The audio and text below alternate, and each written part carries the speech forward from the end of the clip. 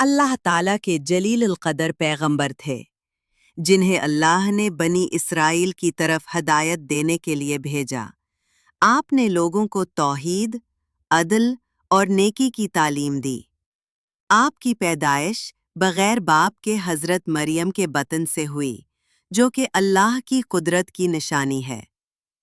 حضرت عیسیٰ نے بہت سے معجزے بھی دکھائے، جیسے مردوں کو زندہ کرنا، اندھوں اور کوڑوں کے مریضوں کو شفایاب کرنا، مٹی کے پرندے میں پھونک مار کر زندہ کر دینا۔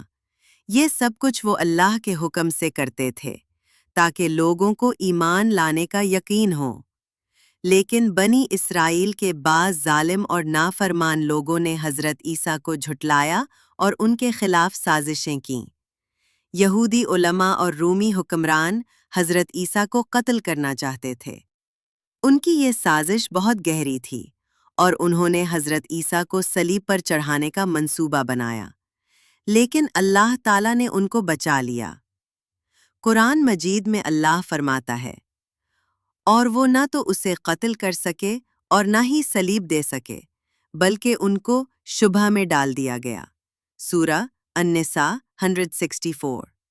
اللہ تعالیٰ نے حضرت عیسیٰ کو زندہ آسمانوں پر اٹھا لیا۔